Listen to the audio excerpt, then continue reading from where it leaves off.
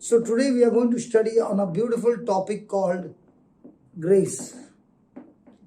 Have you heard the word grace before? So if I ask you questions, it's not meant to put you down, but to understand better. Is that okay? So what do I understand by the word grace? Goodness. Goodness. What else? Energy. God's energy. God's energy. What else? God gives us grace. God gives us grace. But what is grace? Help. Help. Okay. What else? Praise. Praise. Prayers. Okay. What else? Gift from God.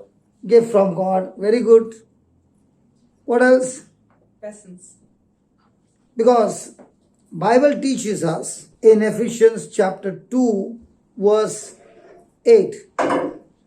Ephesians chapter, it says, by grace you are saved through faith. So everything in the kingdom of God works through two things.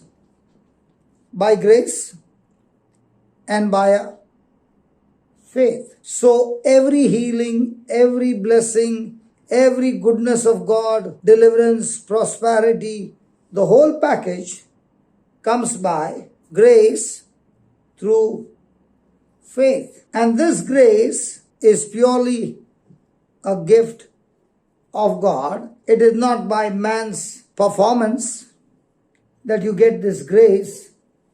It is not by man's performance that you get faith, but it is purely the grace of God. Can you read that, please? Verse number 8. For by grace you have been saved through faith, and this is not your own doing, but it is a gift of God. So if you got anywhere to write down, if you got your mobile, as you chat on the same WhatsApp, you can write down the definition of grace. It will help you for your lifetime. Please take your mobile. I know you have to come without a notebook, but you can definitely type it out on your mobile. Do you chat with your friends? Yes. So this is the time to chat with God. So grace is God's willingness. Grace is God's willingness to use His power, His ability on my behalf, even though I don't deserve it. So God is always willing, and He is willing to do what? To use His ability, His power. But do I ever believe or agree that God is willing? If I get worried, if I get anxious, if I get fearful, it means I'm not operating on grace, but I am operating on fear or doubt. But when a person understands that grace is, God is more than willing to use His power, His ability on our behalf, then I would always tap into grace, which is always available for me. Now, for example, we are here and everything has been lit up. It has been lit up by electric power. Agreed? Now, who manufactures this electric power? The council or the government, who has invested huge amount to manufacture this power. Is it given to you? Yes. Can you use it as much as you want? Yes. And all you need to do is pay the bill. Is that right? Yes. In the same way, God's power is given to us in abundance through Jesus, through His sacrifice. I don't deserve this power, but God is willing to use His power, His ability on my behalf, even though I don't deserve it. So if you look at the scripture, there are two things that brings salvation. First is grace, and the second is your faith. So grace is something that Christ has finished for me on the cross, and He gives it to me as a free gift from God. And all that God wants to give me as a free gift, I can receive it by mixing my faith. Have you heard the faith before? The word faith? Hello? Yes. We can talk, please. When we talk, we understand better. Okay. Now, when I spoke faith, I'm talking about Bible faith and not human faith. Let me give you an example. If you had 10 euros and you spent 7 euros on a poor man, how many euros do you have? 3. We learned it in school. Right?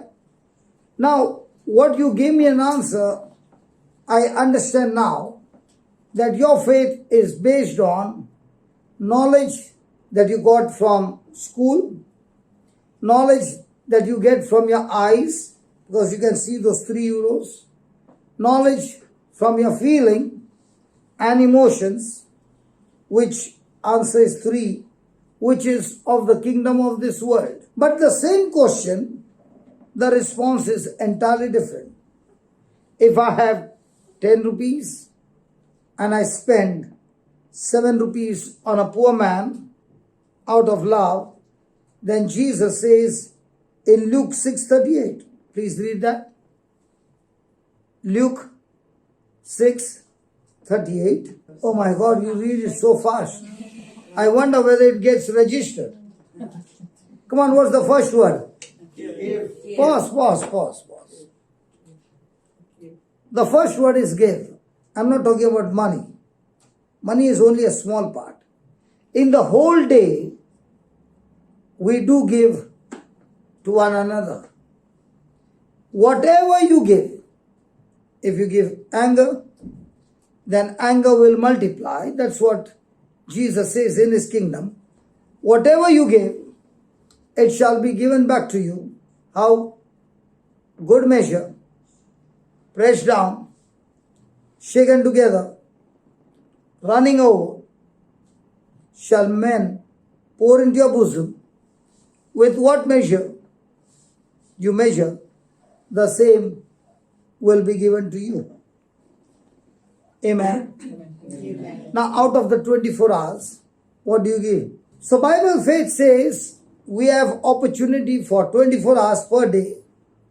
Are we in the giving? Are we in the taking? Most of the time, are you in the giving? Praise God. So, you are operating on Bible faith, then it means, according to the scripture, whatever you give shall be multiplied. So I have got two answers of two kingdoms, and they are exactly opposite. The answer in the kingdom of the world says, when you give, it's going to be subtraction.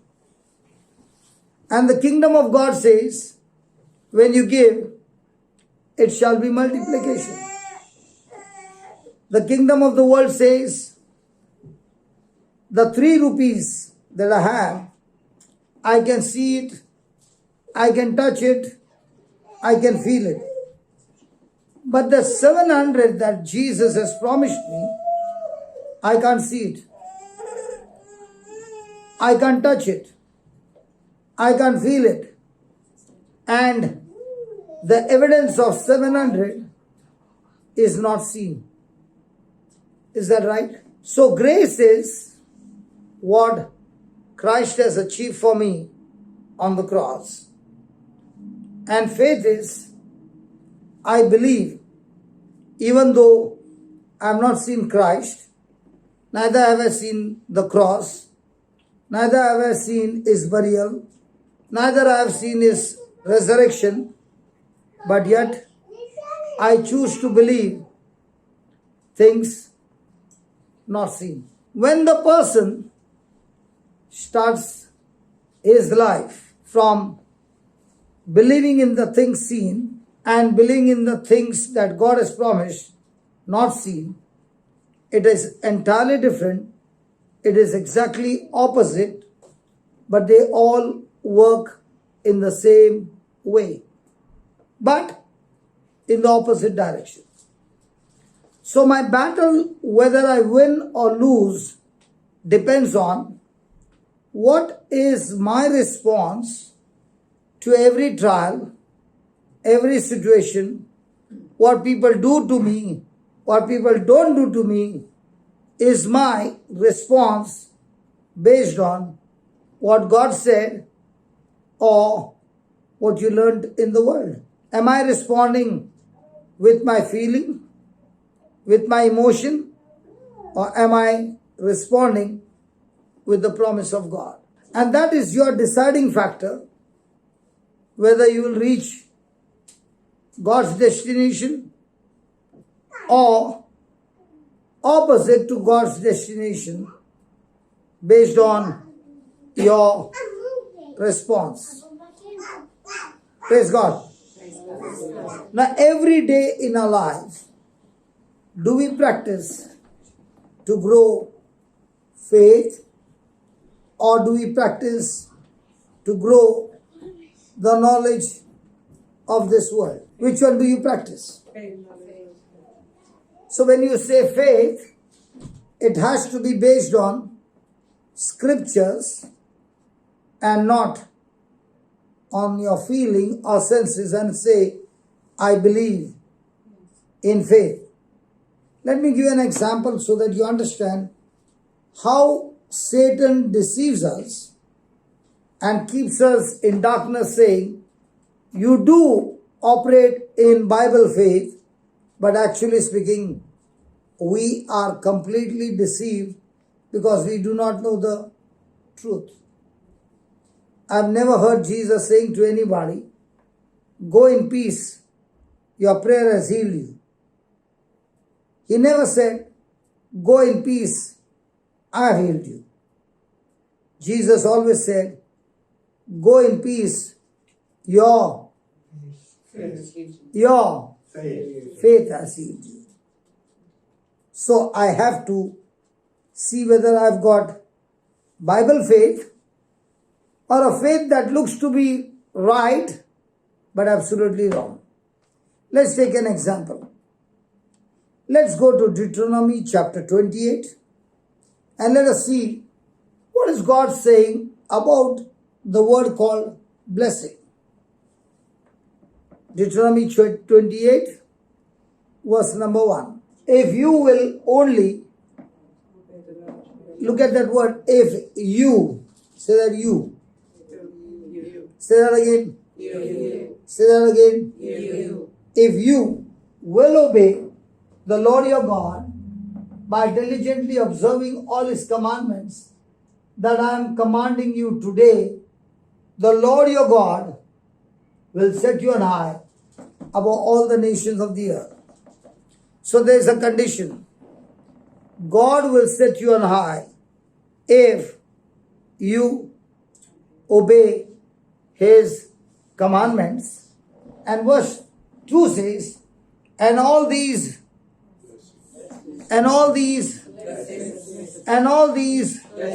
blessings shall come upon you and overtake you if you obey the Lord your God. Now, how many times do we go around asking for prayers that God's blessing may come upon me, that God's goodness may come upon me, that healings and deliverance may come upon me? But here is the word of God saying, if you what? So if you put your performance, if you labor, to obey God's word, then blessings will not only come, they will overtake you. Don't you want this kind of a life? Yes. Yes. Come on. Yes. Yes. Then why are we not experiencing this kind of life where blessing is coming and overtaking us? The answer is in verse 15. But if you will not, what? Obey the Lord. So if you will not agree with the commandments the Lord your God has given you and observe all his commandments and decrees which I am commanding you today, then all these, all these curses shall come upon you and overtake you. Now the question is, do I need somebody to come and curse me? How does curse get activated? From one person to another. From one person to another. One person? To another. He never said that. What did he say? A person kosher from one person to another. He never said that what we read. God. I mean, What did you read here? but if you will not obey the Lord your God, your vital observing all commandments and decrees which I am commanding you today, then all these curses shall come upon you and overtake you. So when does curse come? When you don't believe. Disobedience. When you don't believe and you disobey. When you disobey. Yeah. So Jesus has given us the commandment of love. He said, love your enemy. An enemy, yeah. Who is your enemy? Don't tell me Satan. Jesus would never tell you, love Satan. So who is your enemy? Your enemy is anyone who hurts you, who causes bitterness in you. And Jesus says, love your enemies. Do good to those who hate you. Bless those who curse you. Pray for those who persecute you. Now, in a day, we face such kind of situations. And in the midst of these situations, do I obey what the Word of God says? If somebody comes against you unjustly, not that you did wrong, you are right, but somebody purposely comes and abuses you with bad words, what is your response? Bless them. You have to bless them. I think I came to the best congregation. Let me close down and go because you're already giving me the right answers. Pick up more stones. But it happens the other way around. Yeah. Because we are very sensitive to what others say, to what others do. But we have hardened the heart towards what God says. But a person who is a believer in Christ, he hardens his heart towards situations coming against him, and he is extremely sensitive to the Spirit of God who teaches us the scriptures. Now here you see on the scripture that it's talking about your performance. If your performance is good, you get blessed. If your performance is negative, you get cursed. Now this scripture can be shown to any person and said, this is what the Bible says.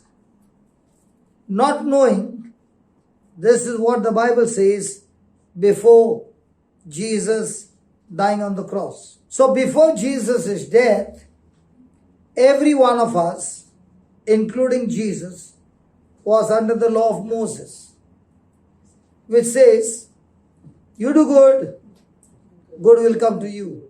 You do bad, curse will be active in your life. Praise God. Now, after Jesus' death for us, after his resurrection, what does the Bible say?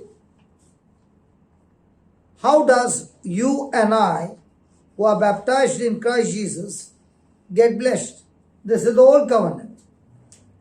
Jesus said, I've come to do a new covenant with you. So according to the Bible, the new covenant, how does a person get blessed? If I live under the old covenant, even one mistake, just one, it has the ability to take me to hell under the law. And that's why Bible says, under the law, no man can ever be qualified to go to heaven. All have sinned and all have fallen short of the glory of God, and the wages of sin is death, cursed, disappointment, destruction. So let us see the truth in the New Testament, how we are no longer under the law, we are under grace. When Jesus came to this planet Earth, he came with two things, truth and grace. So when a person understands the truth, he is filled with grace. If he doesn't understand the truth, even if he says, God, fill me with the grace, he cannot experience grace because he must know the truth. Praise God. If I know the truth, then my thoughts are based on the truth. And if my thoughts are aligning with the word, then my believing is aligning with the word. And if my believing is aligning with the word, then my actions will also align with the word. And now when my actions are aligning with the word, I will always reach God's destination. But if I don't know the truth, I believe I know the truth, but it's not the truth, then my thinking is wrong, my believing is wrong, my action is wrong, and in my life, I do not see the goodness of God, but I see my life struggling and struggling, not knowing what to do in a situation like this. I go into confusion. So let's look at the truth.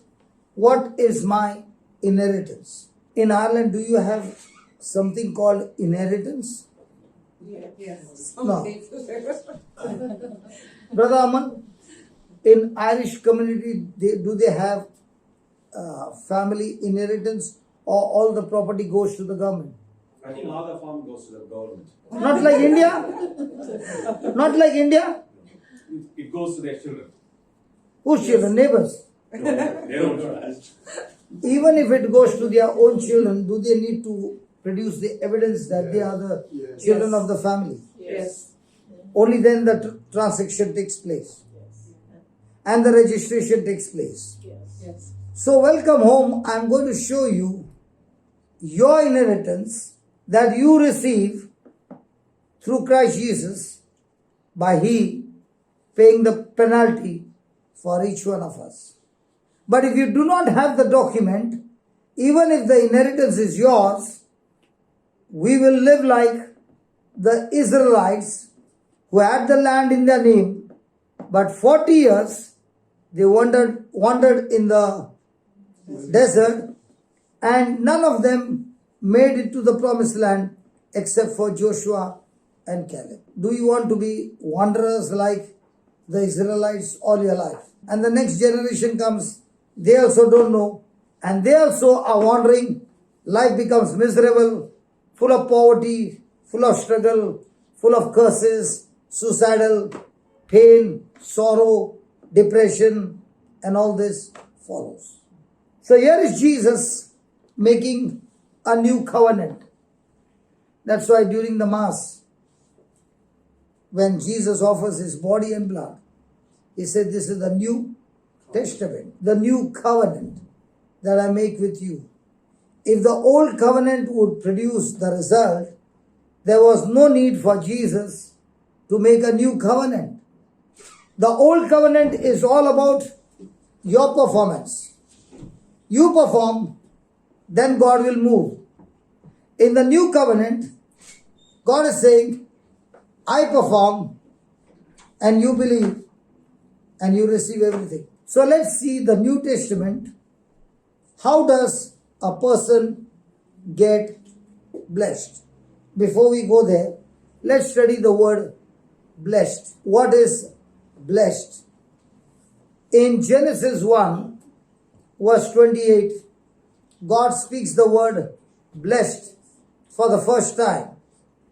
And after the blessedness, he speaks to Adam, speaking what blessing is. God.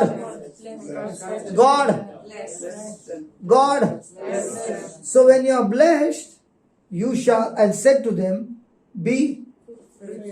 So when you are blessed, you shall be fruitful or fruitless. Fruitful of which kingdom? God's kingdom or the kingdom of darkness? When you are not blessed, then the fruit you bear are exactly opposite to the fruit of the Spirit. But when you are blessed, the blessing of God will change you from producing the fruit of the flesh or darkness to the fruit of the Spirit. So first thing is, you shall be fruitful. Second, what's the second thing? Be fruitful and multiply. Now, every good thing in your life will begin to what? Multiply. You shall have no lack. Now look at your own life and ask a question.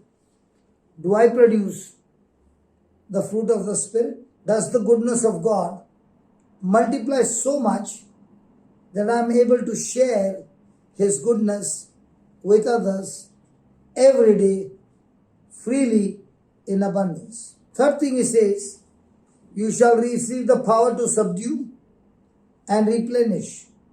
I was just talking to Brother John in the car and I said, when do they give permission to hunt deers in Ireland? Do they give you permission to hunt deers?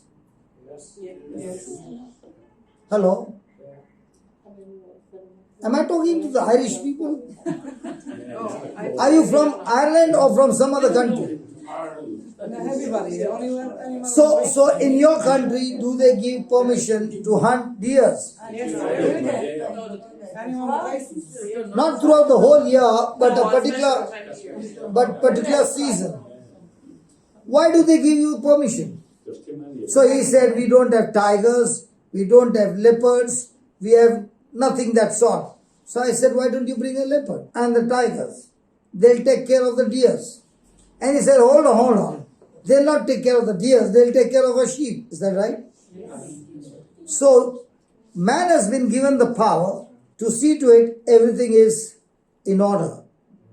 Not something is going at a high speed of production, bring it down. Something that is going extreme, raise it up. This power God has given through His blessing. And the fifth one, He has given us dominion, authority over what? All creation. And that is why you see the person who is blessed, the person who is anointed, the person who is moved by the Spirit, when he opens his mouth and he speaks, sicknesses obey. Like you see Jesus, like you see the apostles. And you see today also, men of God, when they speak, sicknesses die. Demons submit and flee. Everything is under control because they have been given the power to dominate over the kingdom of darkness. And this dominion is man's inbuilt nature to have dominion over creation. But when the person does not experience this blessing, he ends up having dominion over people. For example, the husband might have dominion over his wife and torture her and trouble her. Instead of having dominion over demonic activities in the family, he will end up having dominion over people. Now, Jesus is the creator. He is the master. The apostles were there. But do you find Jesus having dominion over his disciples? He's full of love. He's full of forgiveness. When I don't understand the system of the kingdom of God, I end up using authority and dominion not over the kingdom of darkness, but over my own people. So what the word blessed means? Fruitful, multiply, subdue, replenish, and have dominion over all creation is blessed. Now look at Ephesians 1:3. How does a person receive this power from God that every one of us can experience this power called blessed? Please read that verse 3. Slowly. Blessed be God, Father of our Lord Jesus Christ, who has blessed us or who will bless us. So is it already in the past tense or is it going to be in the future tense? Yes, we've already been blessed. So in the Old Testament, we would get blessing if we obey. In the New Testament, did he speak about obedience or did he say every one of us are blessed? So the Old Testament is all about Jesus performing the law for us. Old Testament is all about I performing to receive something from God. But the New Testament speaks about the Father who loves us, says, I will keep the law, I will perform the law on your behalf, and my Son, whom I am sending him for you, will be your substitute, he will be your representative, and every one of his action, when you believe, that believing will activate the blessing of God in your life. So read that again. Blessed be God and Father of our Lord Jesus Christ, who has blessed us with.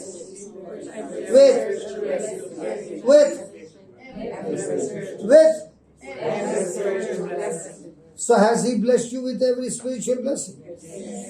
But do you know it? So your inheritance is, he has done his part of blessing each one of us with every spiritual blessing in Christ. Then if he has given me this blessing, why are these blessings not being manifested in my life? Because we learned two things.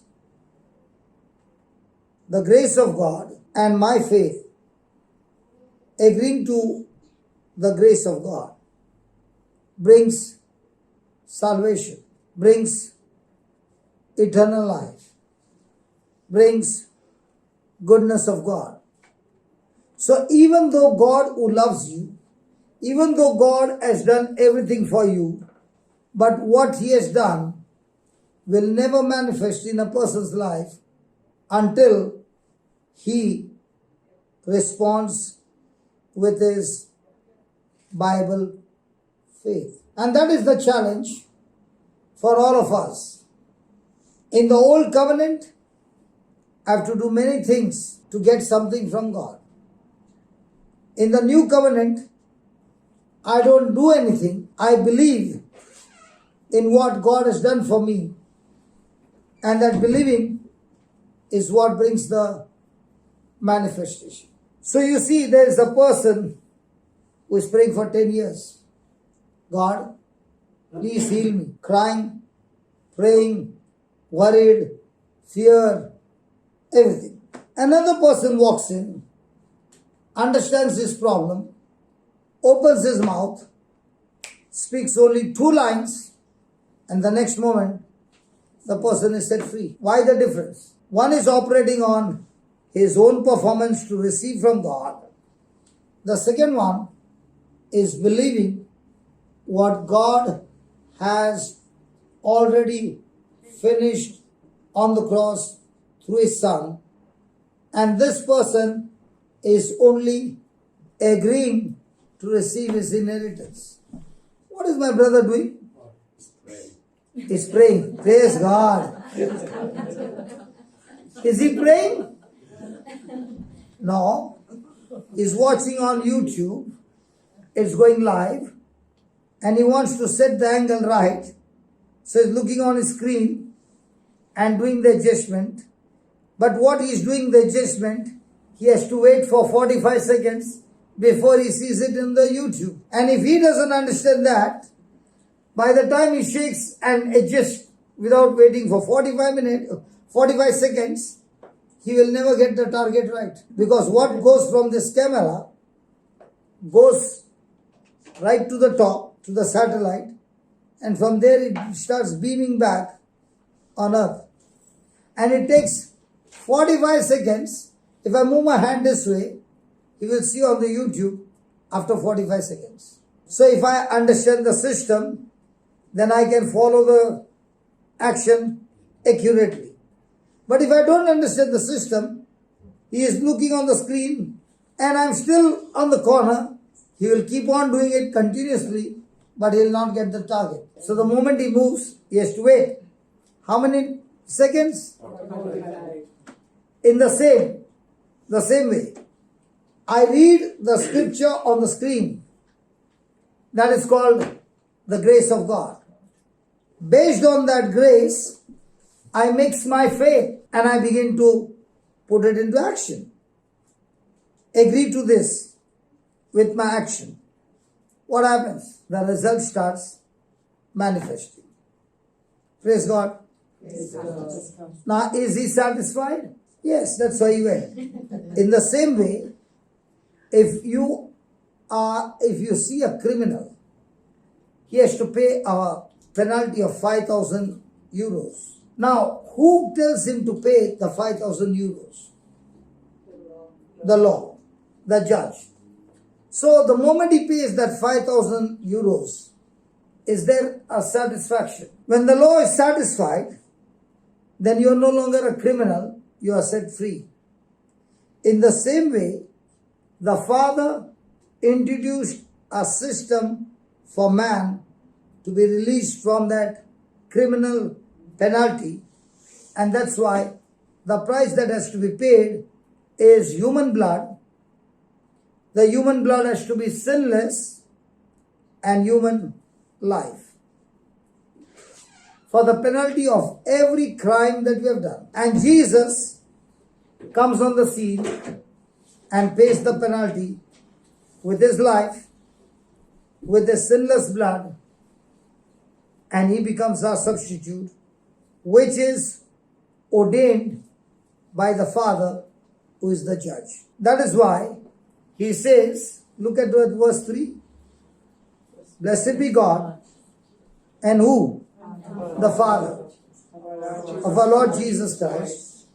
He is the one who has blessed us. How did he bless us? He is a just God. He cannot do unjust. So what does he do? He takes everything that we have done wrong and puts it on his Son.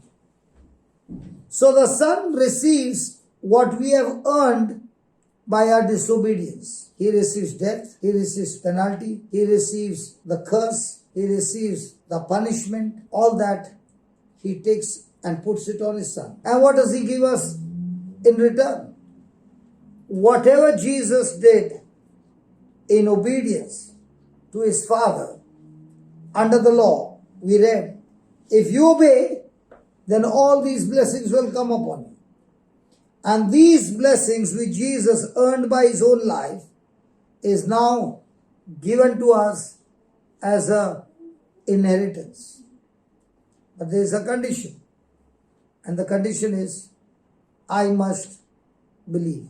Put that John 3:16. For God so. For God so. So does God love sin? No. He loves the sinner, but hates the sin. So because of love, what did he do? Gave his only begotten Son.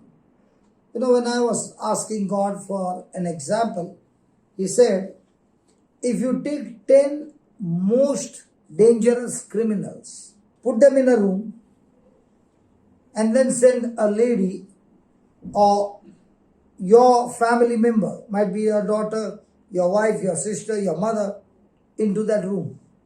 What do you think these 10 people will do? Can you imagine the torture? Horrifying. Now imagine looking at that scripture. God is going to send His Son to this planet Earth. What for? To save mankind. And how are men going to be when His Son is going to come? Every man a rebel. Every man an enemy.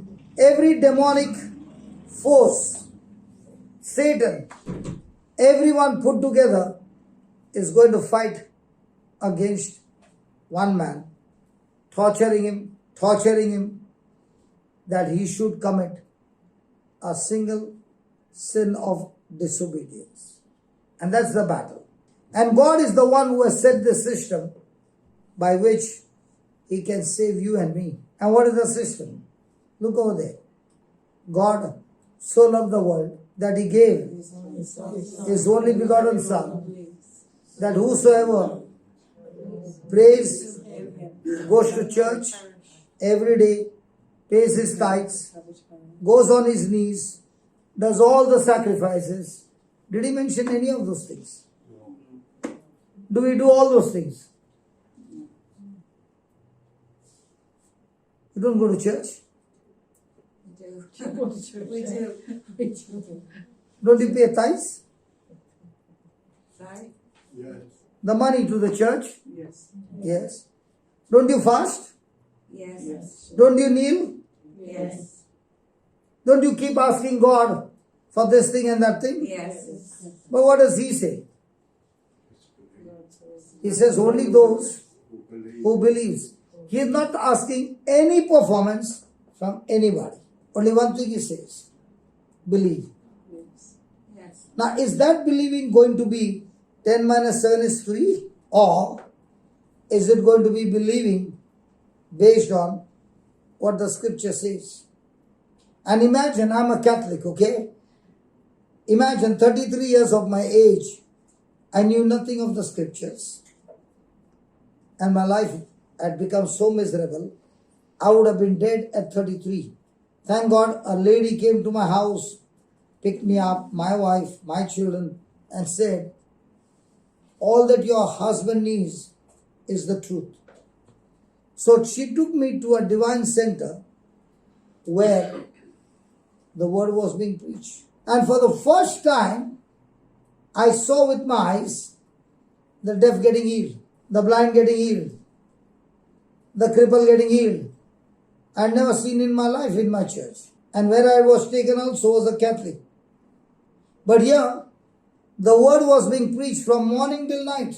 And all that the people had to do is, what is being preached, they have to renew their mind, change their thinking. And that's what Jesus said. Repent, for the kingdom of heaven is close at hand. The word repent doesn't mean change of action. It means change of your thinking. Because when your thinking has changed, your action will change by default. Your action is not dangerous. Your thinking is dangerous. Today, wherever you are, is the sum total of your own thinking. If your thinking goes wrong, then everything goes wrong. Under the law, thou shalt not commit adultery, right? Under the grace, even if you think of a woman with lust, you have already committed adultery. What does Jesus say?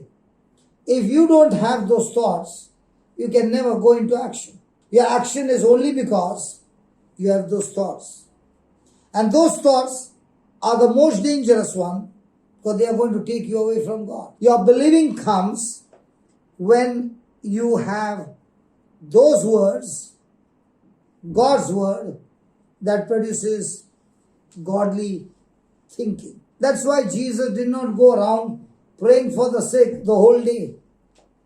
He did not spend time in praying over people, but he spent most of the time teaching and preaching. Why? Because teaching and preaching shows you the truth and all that God is saying. Are you willing to do the correction? People who do the correction are the only ones who believe. Your church attendance will never give you a miracle. But your correction that you do, the proportion to which you make the correction is the proportion to which you will experience the goodness of God. That's why he says, God so loved the world that he gave his only begotten Son. He gave him for everybody, but only those who believe in what he did. Because for me to believe what he did, I can't see with my senses. I cannot know with my senses. The only way I can make a correction in my senses is believing not somebody's word, not Johnson's word, but believing God's written word. And that's the only condition. You believe what the scripture says about my Son, and you shall not perish. Those who believe, what is given? Those who believe in him shall not perish, but have. So are we digging into the Bible every day to make the correction? You might be a person who is praying for 23 hours, 24 hours a day, but still that does not qualify you. What qualifies is, how much do you believe? For example, I shared with you today the mathematics of the world and mathematics of the kingdom of God. 10 minus 7 is 3. 10 minus 7 in the kingdom of God is 700. How do I know how many believe? When you go out of this door, those who go and put it into practice, what they heard, are the only ones who believe. But if none of them have put it into practice, none believe, none experience eternal life, they still live a life of misery. That's why the word of God is being preached, so that hearing the word, you make the correction. God has given to every man the freedom to choose. And he can never force anybody when it comes to choice. Everyone has the freedom to choose. But none of us have the freedom to choose the consequences of that decision. If that decision is wrong, then the consequences will surely come into your life. You don't have the choice saying, I want to do this, but I don't want the package that comes with it. The package will always come. That's why look at the next slide. Indeed, God did not send the Son into the world to condemn the world, but in order that the world, so did God send the Son to condemn the world? No. He has come to save. He has come to give you the time. He has come to talk to you through the preachers, through the Bible, making you understand. This is what you do. The choice is yours. You accept what I'm offering you free. Don't perform. Receive it by faith. 2, reject it. And when you reject, the result is condemnation. Praise God. Now let us look at some examples in the Bible who failed to make the correction. And when they failed to make the correction, what was the outcome of those decisions? Go to Hebrews chapter 4, verse 1 onwards. Hello? Is God giving you a better life, or is he giving you threats? If it is the old covenant, that's a covenant of punishment. That's a covenant of sure 100% guarantee cursed life. But now, God has taken away the law and given us his truth. And all that we need to do is believe. Now let's go to Hebrews chapter 4, verse 1. Therefore, while the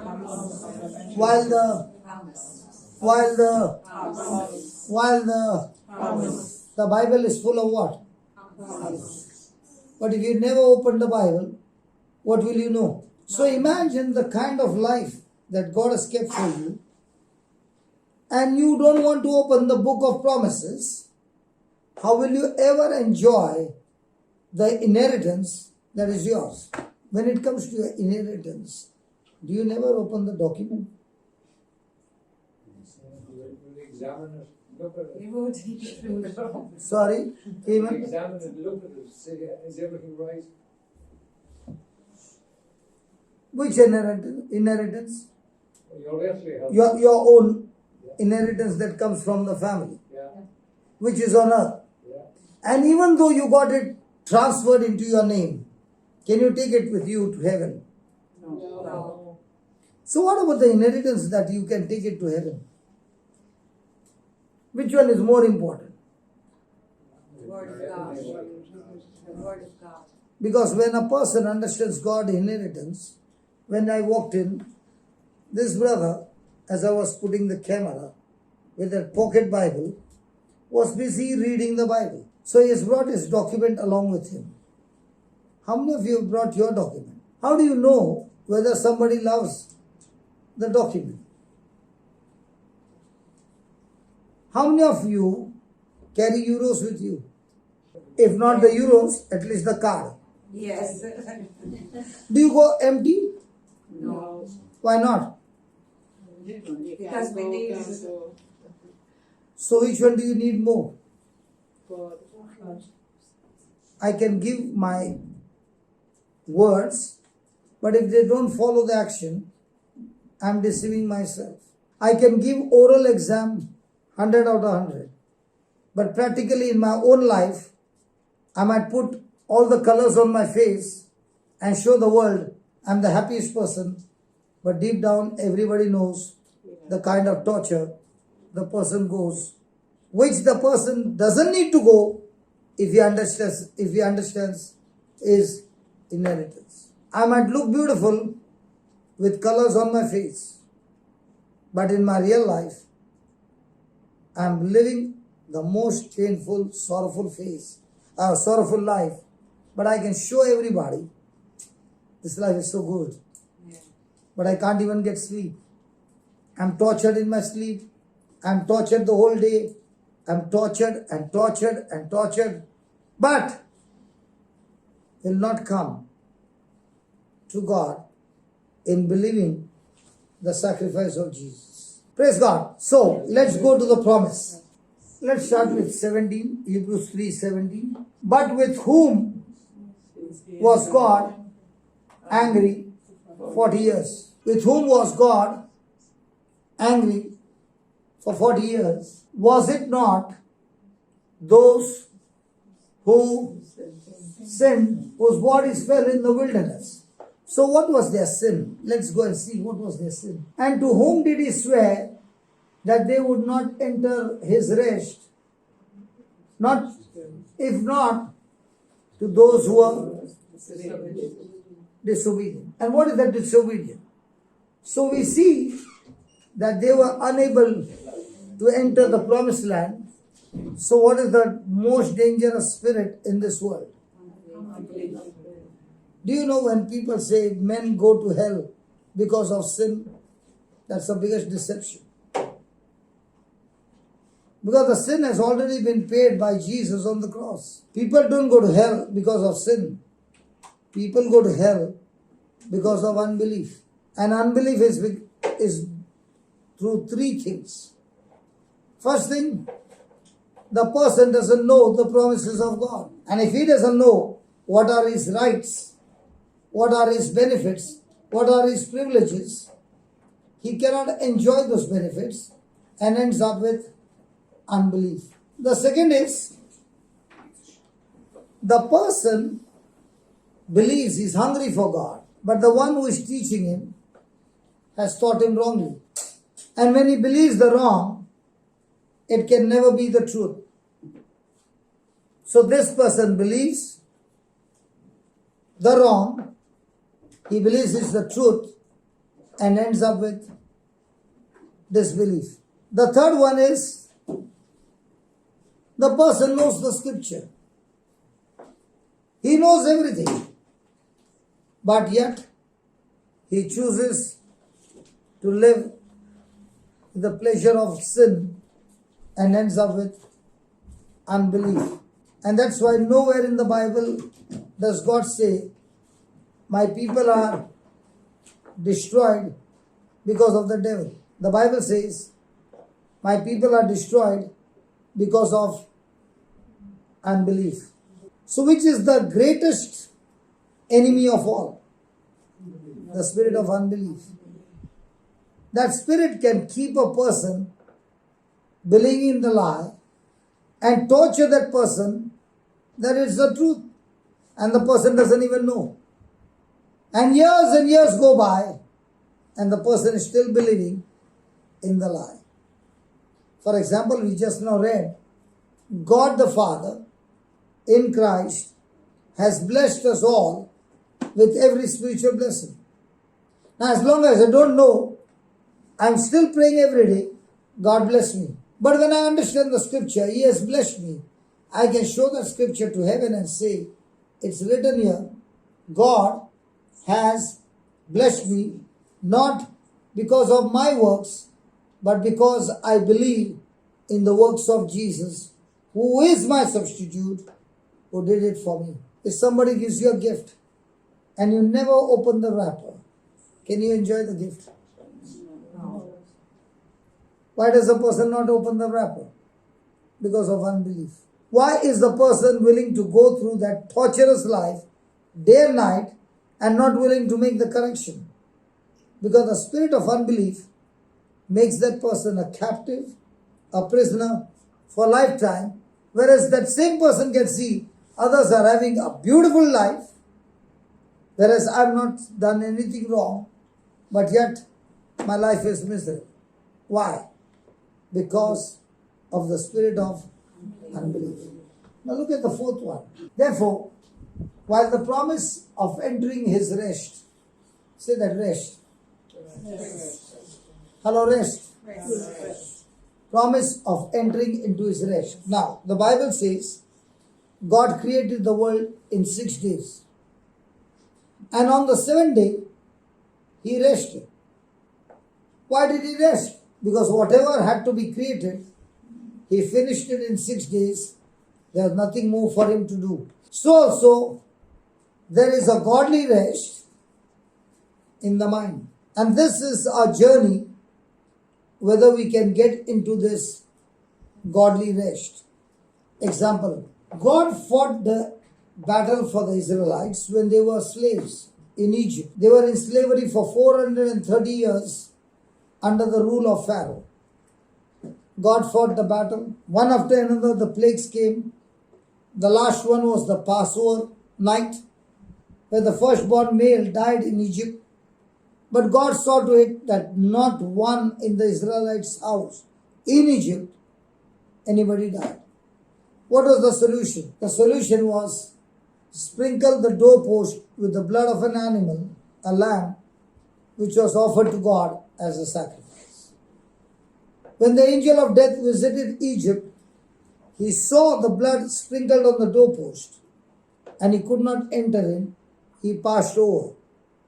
If the blood of an animal, a lamb, can stop the angel of death, how much more the blood of Jesus can give us victory? Think about it. And in every house, including Pharaoh's house, the firstborn male died. And when there were so many deaths in Egypt, every house of Egyptian were mourning. But there was not a single death in the house of the Israelites. Have you ever seen a miracle like this? In Ireland, there was COVID. Did it infect the Christians and non-Christians? Was it for Christians there was no infection? Or did they also get infected? Did it discriminate between the two? No. But what about the plague of a Passover night? Was there discrimination? between the Israelites and the Egyptian. Yeah. In the house of Egyptian, the firstborn died. Same location, house of the Israelite, no one died. God brought them out of Egypt. His intention is to take them to the promised land. So to take them to the promised land, they have crossed the Red Sea, they have crossed so many hurdles. God supplied them water, God supplied them food, and now they have come to the border. And now they say, we want to first spy the land, and then we shall enter the land. After 40 days, the spies came back, and they began to speak. All the 12 said, the land is flowing with milk and honey. It is a beautiful land, fertile land, everything is beautiful, but the people there are extremely strong, and the walls of their houses are extremely strong. And these people, they eat people. Whereas Caleb said, let us go and take over the land. The Bible says, when they brought the report, 10 brought an evil report. Say that, an evil report. Which report? And 2 brought good report. Now, did they both said what they saw? Yes. But why does God call the 10 spies, leaders, that they brought an evil report? Did they see the giants? Yes. Did they see them strong? Yes. Did they see the fruit? Yes. Did they see their houses? Yes. So if they spoke what they saw, how come God calls it an evil report? Can you see that King James? You know that? Just put that. Numbers 32. And they brought up An evil report. Praise God. Now, why does God call it an evil report? Put the RSV, same one. Click on that scripture. RSV Bible says, an unfavorable report. King James translation says, an evil report. Why did God call it an evil report? They spoke what they saw. So you mean to say, when a person speaks what he sees, is it an evil report? As long as you say what you see, no problem. But when you say that goes against God's word, it is an evil report. And what was evil over there? The evil was, God said, I have given you this land. And they are saying, look at 31. Then the men who had gone up with him said, we are not able to go up against these people, for they are stronger than we. Did they speak against God's word? Yes. Was it an evil report? Yeah. Yes. With that evil report, did they infect the evil report to all the Israelites? Yes. Did they believe Caleb and Joshua, or did they believe the 10? The Israelites believed their 10, and they turned their back to God. And they went back from the promised land border into the desert for 40 years, and each one died in the desert. Now, was that God's plan? No. Then how did it happen? An evil report. They believed the 10 who said. They believe the 10. Whom do we believe today? What the doctor says or what God says? God says. Really? Yeah. My God, I should tell the people of Ireland are so different from every other land. Hallelujah. Praise the Lord. Yeah, but we got a miracle, so that's how we know, by praying the word of God. You're from America? And my daughter's over there. And Do you you? remember, Little John, you spoke to Mary over the phone one time? Yeah. But before you spoke, what did you do all the years? Before, yeah, I didn't know any of this. That's I exactly what I'm pray. saying. I didn't know how to pray. That's Yes, exactly I what used I'm to. saying. Yeah, That how was our life before we knew the truth? yeah, it's a lot different. Miserable, Yeah, torturous, yes, and everything. Once you came to know the truth and you made the correction, what tortured you for years was killed by the word of God. God. So it's a choice that we make. If you believe somebody was giving you an evil report and you agree to it, it's so contagious, you will fall into the trap and get destroyed. Yeah, Let me give you an example. Is Irish a Christian nation? Catholic? yeah, Catholic. During COVID, how many people sent messages of scriptures and how many gave messages of how COVID is? There's Sorry a about that. lot of uncertainty first when it I came didn't hear first. the question. Sorry? There was a lot of uncertainty first when it came first. No one knew what it was. And COVID. Oh, the COVID. During COVID, Yeah, did they give messages of promises or did they give messages of how much infection yeah. is spreading around? All the Messages of infections, fear, the amount yes. of spreading Fear, around, yeah. yeah. Spreading around. Yeah. So were these people spreading evil report? And Yeah. because of which the people who were reading received the evil report. And because of which faith began to grow or fear began to grow. Fear. Faith and fair. So was the devil able to accomplish his purpose in life? Yeah. I remember at that time I was in Dubai. And for 8 months the airports were closed. And when I saw fear spreading at a high speed, we started having classes on the internet.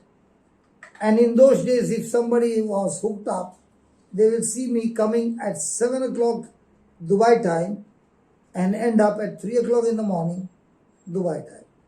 So we were working practically 20 hours a day for 7 months.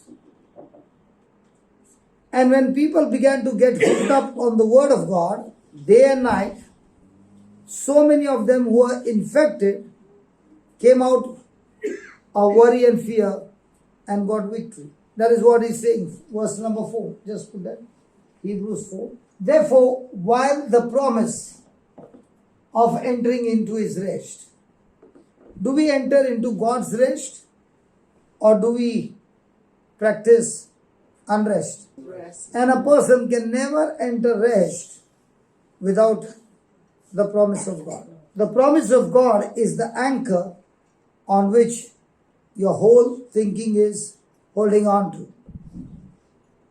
And God is saying, there is his rest and each one is called to enter into his rest. So therefore, while the promise of entering his rest is still what? Open. Is still what? Open. Is it open even today? Yes. So what's my job every day? Enter into his rest? Or keep on praying and being unrest? Enter into his rest.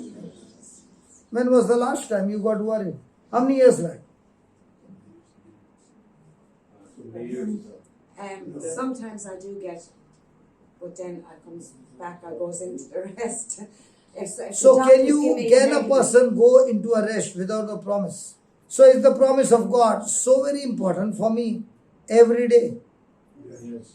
So all that the devil has to do is get you out of rest. Yeah. Now he can torture you to death.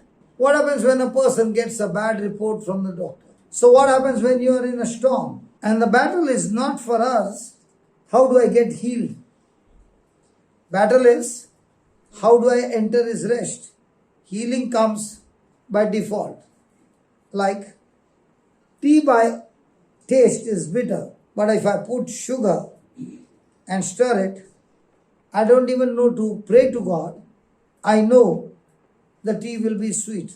In the same way, a person who believes in the promises of God is at rest because he is mixing his faith. And that's what he says. Therefore, while the promise of entering his rest is still open, what happened to the Israelites of believing in the promise of God is still open for each one of us to enter into his rest. It was open for the Israelites.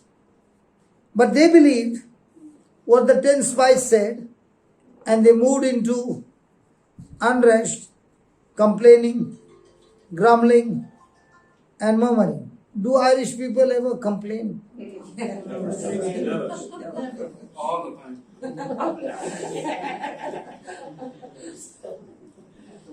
How come this question everybody answered? And the best part is, you're laughing. You're laughing for something that is demonic. And you're saying we are doing it all the time. That means you are giving the freedom to Satan, an open door to destroy you. In the old covenant, I have to perform extremely strong to get from God.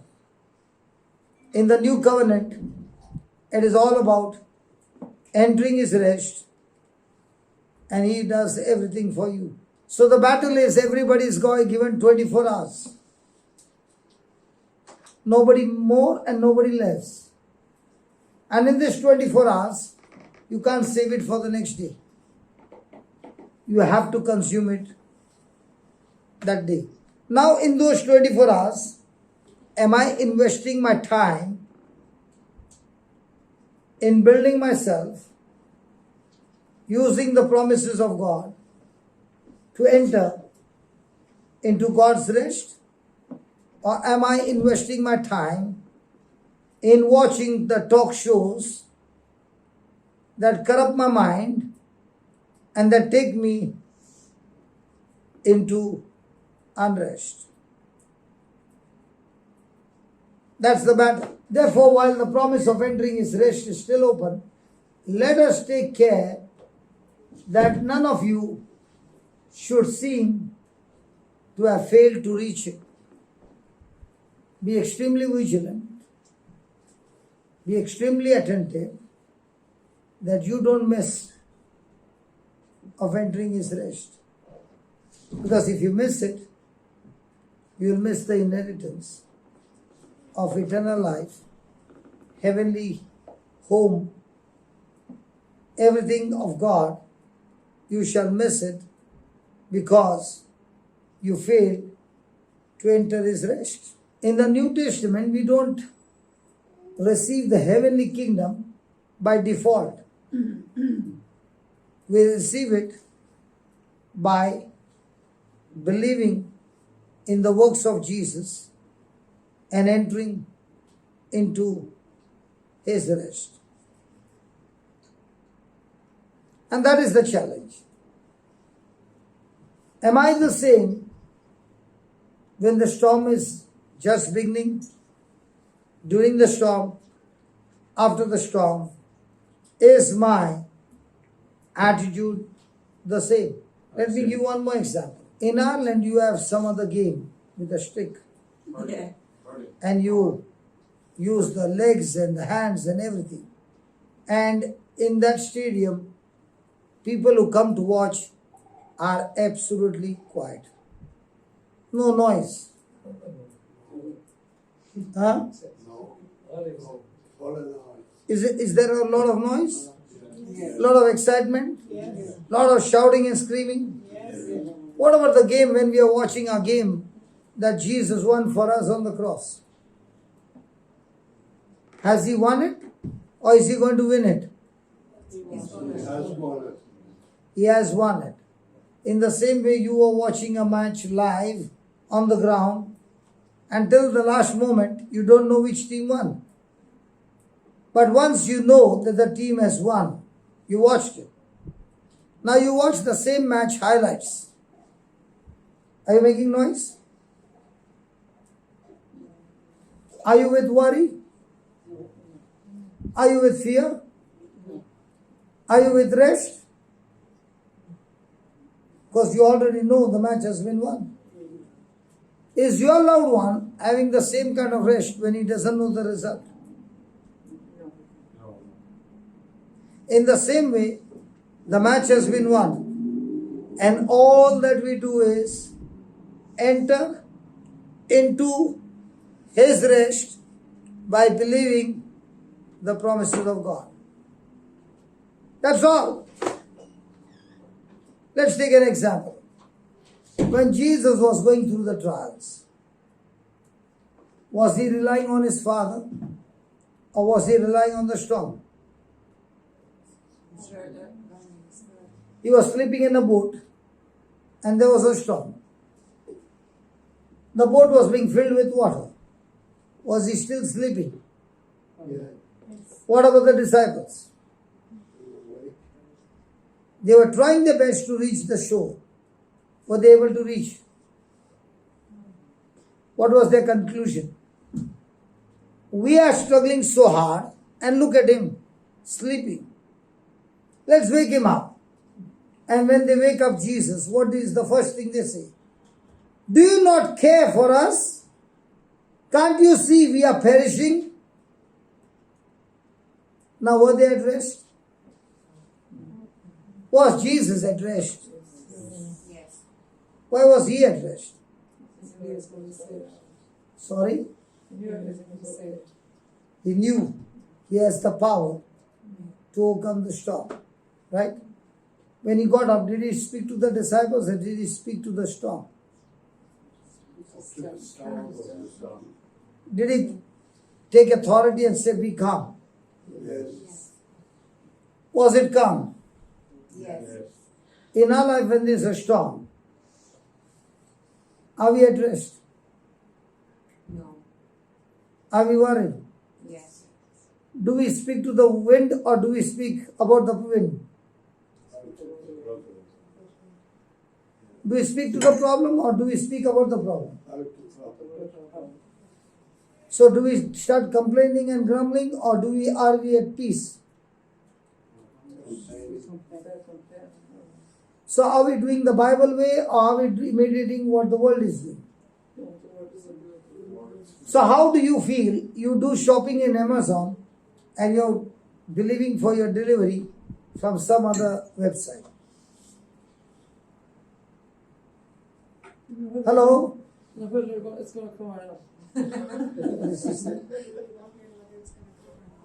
You are wondering whether it's going to come out, whether you are going to come out.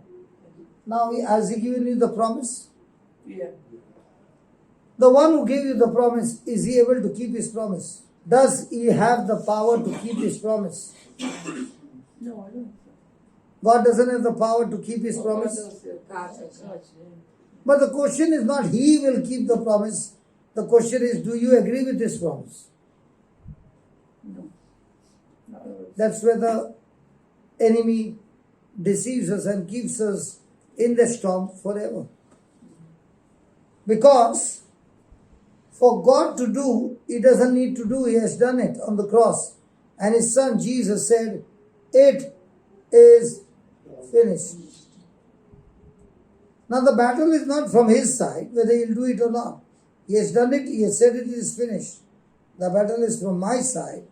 Am I going to be like the Israelites, operating in unbelief or in belief and entering his rest? That is the challenge.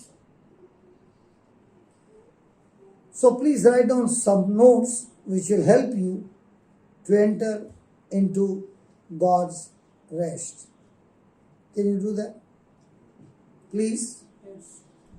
Because when I meet you next time, I want you to tell me my life from today as I began to practice and make corrections in my life has changed forever.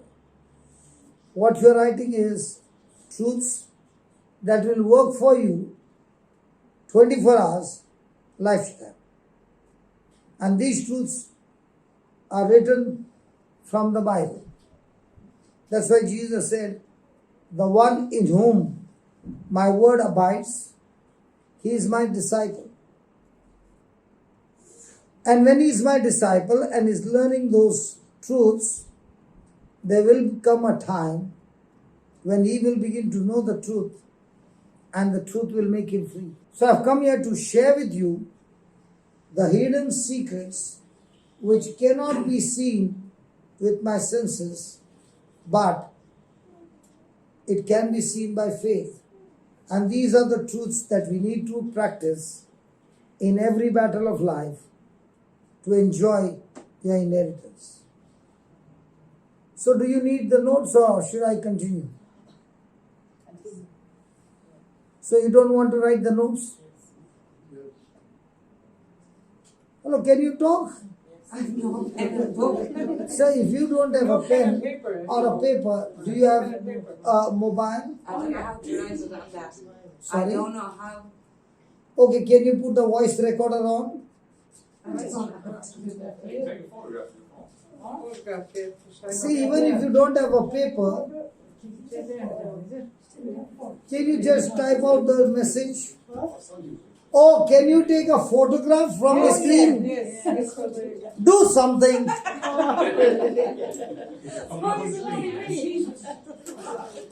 Wait, hang on. Because see, listen. Even if you are attending this class Yeah. and you don't have those truths with you, you are surely going to fail. I challenge anybody, one by one, and not this. I'll give the notes. I challenge any person. Practice this every day.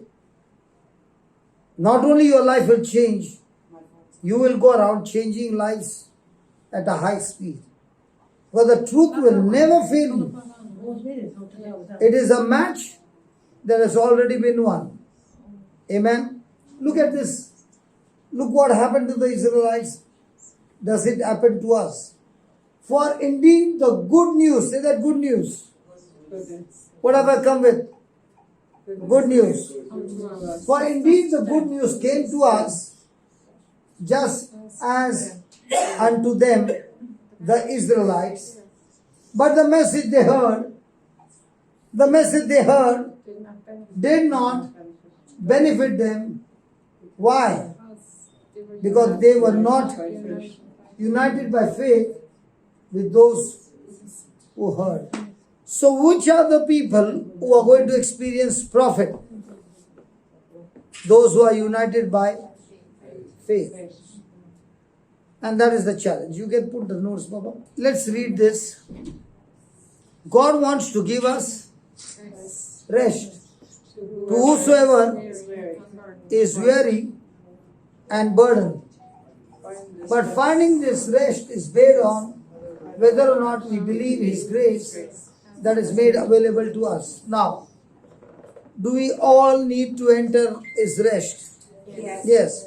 Has God given us His great and precious promises? Yes. Is this promises only for few people or any person who believes in Christ? Everyone. Is God making discrimination No. between white and black, No. brown, No. tall, short? He loves everybody the same. Now, is it all about believing or your performance? How many years did we believe in performance? Years. Years. I need to perform in such a way that God will be pleased with me, which is the biggest lie. Put that Hebrews 11:6. What is it that pleases God? What is it that pleases God? Without faith, it is impossible to please. So what is God looking for? Faith. What kind of faith? Human faith, world faith, or Bible faith? So are we practicing Bible faith without the promise? Impossible. The promise gives you the opportunity to believe that His promise will never fail. He who gives you the promise has the ability to keep the promise, and every promise is sworn by God. He has taken an oath for every promise to be accomplished. So from God's side, I do not have doubt. The battle is from my side. Do I agree to what God said? Or do I disagree? And as long as I'm agreeing, I'm at rest. When I disagree, I'm worried. So put the notes. We seek the promise of rest for the believer in the Old Testament, and we realize it is the shadow of the future. So in the Old Testament, God gave you the promises, but those promises were not accomplished because Jesus had not yet taken his place for us. Jesus had not yet shed his blood. Jesus had not yet died. Jesus had not yet resurrected. And therefore, the promise was not complete. But now that Jesus has rose from the dead, every promise in Christ is for us a yes and a yes and a yes. It is not yes and no for anybody. Whoever believes in Christ, every promise of God is a yes. Amen? Amen. Following this theme to the New Testament, we learn that Jesus is our rest. Ladies, how many of you find rest when your husband is in good mood?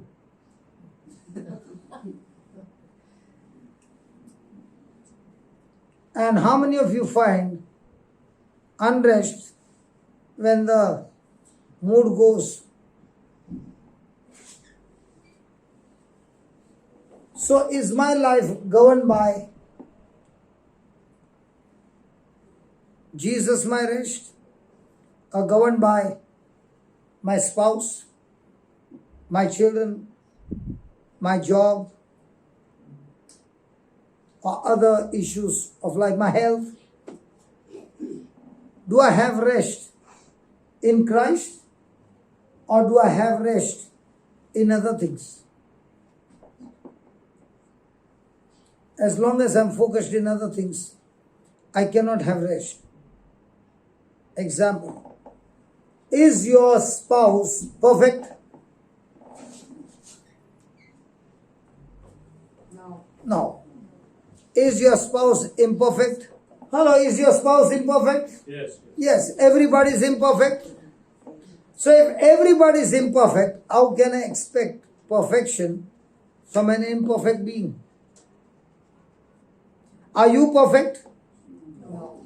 So can you respond to the situation perfectly? No. I'm bound to make an error.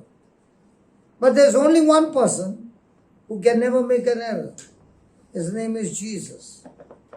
And when I take him, the source of my life, that everything I do, everything I say, everything I need in my life, Jesus and Jesus alone is my rest. His promise is my rest. His teachings are my rest. Praise God. This promise has been available for the taking since the beginning of time. And all that is required for us is to reach this point, to simply to what? Trust and believe what God tells us. So the ultimate goal is, do I trust God? Do I believe in God? Yes. Yes. Are they both the same? Yes. Is trusting in God and believing in God the same? Yes. Yes. It's a huge difference. Let me give you an example. As you said, I believe, but I don't know whether it shall come to pass. Did you say that? Yes. So when it doesn't come to pass, what happens to your belief? If I had done that. It starts wavering into unbelief. Right? What about trust? Trust is like the example of three friends, Shadrach, Meshach, and Abednego. The king said, if you don't obey I will throw you into the furnace. I want every one of you to bow down to the golden statue that I've made when the music starts. And all these three men are standing, whereas the whole nation is bowing down to the statue. So the king is furious and tells them, I told you if you don't bow down, you shall surely die. And these three men says, listen, O king, if our God is willing to save us, praise God. But let's say even if we don't get saved, let it be known to you, our relationship with God is not based on what I get from God. Our relationship with God is in total submission and obedience. We are committed to a God not based on performance, but even if we have to die, we are willing to die. But we shall still not obey and submit to your God. Now, was it based on what they are going to get? No. What they are not going to get? No. So, a person who is trusting in God has nothing to do with the end result. He is committed to God, whether it's in his favor, whether not in favor. Now, the question is, was Paul the apostle trusting in God or believing in God? Believing in God. And when affliction came, was he still believing? What about us? Yes. We continue to believe even under pressure. Yes. So there's no worry in your life from the last, how many years? Pardon? You never get worried from how many years? Oh, I always get worried. So how can you say I'm trusting God? I trust in God. You are trusting in God with a word called trust, but with action, you are not. I just told you, the three friends said, even we have to die, we are still committed to God. We shall not bow down to your idol. Even if death comes, even if torture comes from the king, we will not bow down. Do we have that same commitment to God? So are we trusting people? Are we trusting God or are we believing in God? Trusting people, do what you want, I'll not be shaken. For example, Stephen was stoned to death. The moment he was told that he has to be stoned to death, was he crying? Was he wavering? Was he rejoicing? Was he filled with joy? Was he saying, I can see Jesus standing at the right hand of the Father? So do we have commitment to God in our relationship like the early church? And as we have that commitment, you are at rest. If you are willing to receive those, put the notes. You are too quick. Before I can correct myself, the screen changed. Okay. If we are willing to receive what He has for us, we will, what? The last line. We will. So our journey as a Christian every day is to enter into His rest and be in rest or be in worry. So do we practice rest all the time? If you got a confirmed ticket to go to any country and all your documents are right, are you sitting there and getting worried? Are you at rest? What if they take you standing, no seats?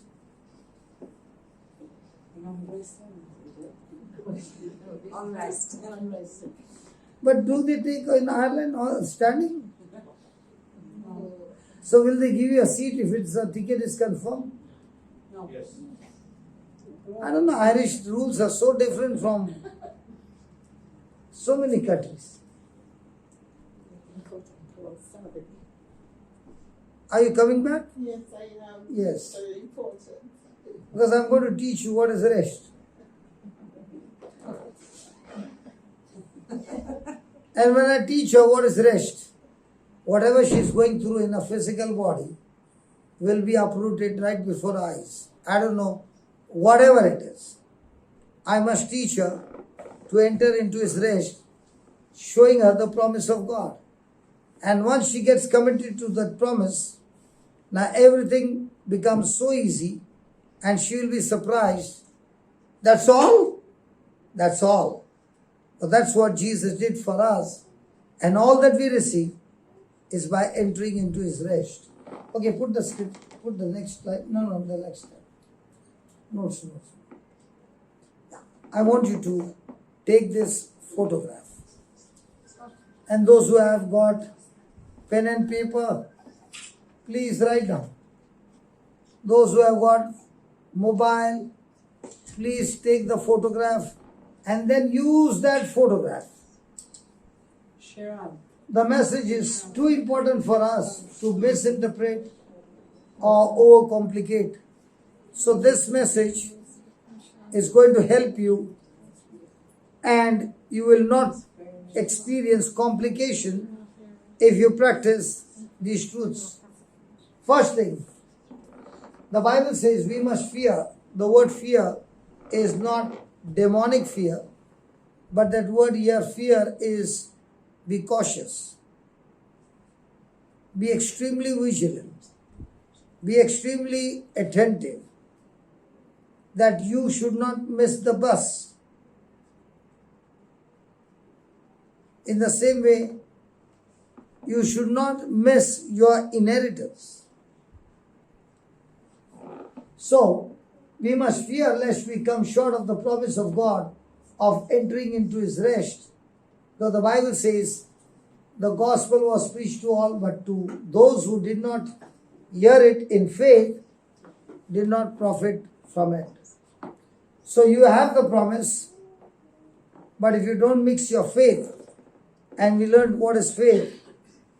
Faith is always connected to spiritual evidence, not physical evidence. Example, do you have faith that this lady is sitting next to you? Sorry? Do you have faith this lady is sitting next to you? Yeah. Yeah? Yeah. Do you think our answer is right or wrong? Wow. Wrong. They are saying you don't have faith that this lady is sitting next to She's you. sitting next to me. So you have faith. Oh no, sorry, I misunderstood you. Yeah, what did you understand? No, I thought you said, is it true that she's sitting beside me?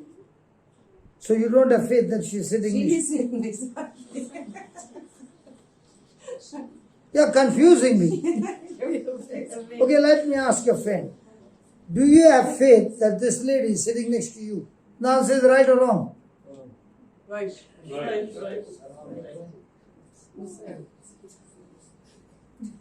There's one person saying very boldly, right or wrong? Right. Right. Wrong. Now, majority are saying right, and there are one over there, Haman. I bet you him in his right.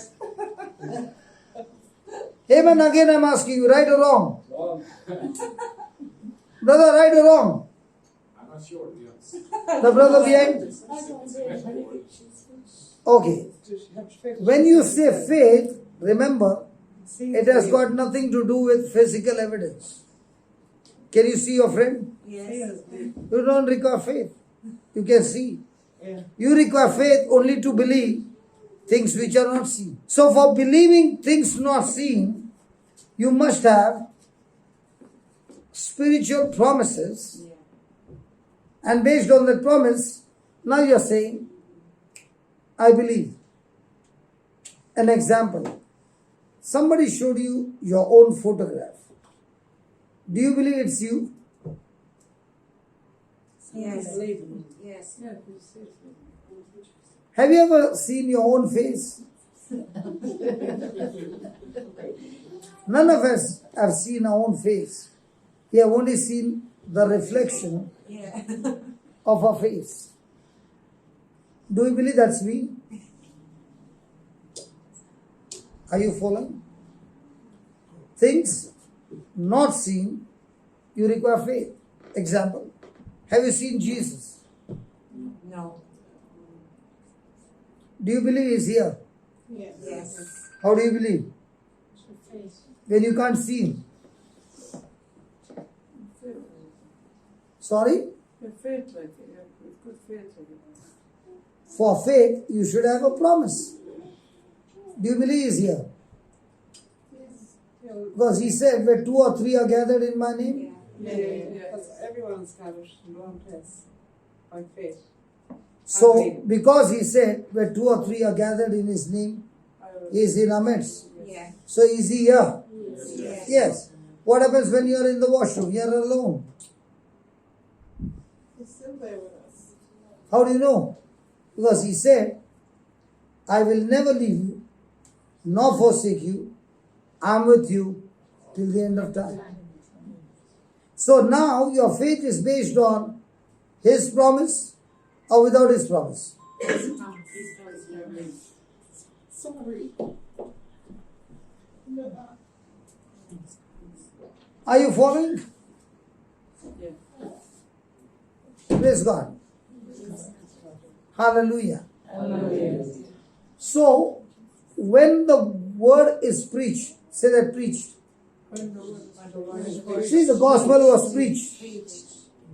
What's the meaning of the word preach? It was already. Did Jesus go around preaching? Yes. So what is the meaning of the word preaching? The word of God. The word of God. Teaching. Preaching means Teaching. explaining to people the mysteries and the secrets of those things that are not seen. Did Jesus say, I've come to establish my kingdom? Yes. Is the kingdom of God physical or spiritual? Spiritual. Can you see the kingdom? No. But how does the kingdom operate? Did Jesus give examples and parables? Yes. Yes. So he gave the examples and parables so that a person begins to believe even though he can't see. Let me give an example. Is Jesus here? Yes. Is Satan here? No. Hey man, why do you always say yes, yes, no, no? Why are you so different from others? Is Satan here? No. He's again saying It's yes. not because of Hey man, why do you say yes? Yes, he's a spirit. He's a spirit. No. John, is Satan here? How come when I ask questions you can't hear, and when I'm preaching you can hear everything? John, Yes, is Satan here? yes. How do you say that? Because where good is, evil is also.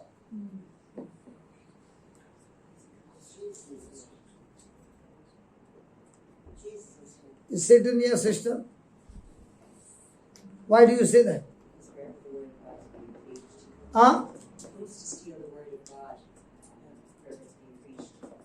Exactly. She's quoted the scripture saying, wherever the word of God is being preached, Satan comes at once to steal that seed. So when the preaching starts, does Satan come? Yes. How do you know? It's written in the Bible. And from whom can he steal the seed? Those who hear but do not understand. So who gives you the understanding? The Holy Spirit. When does he give the understanding? When you are attentively seeking the truth.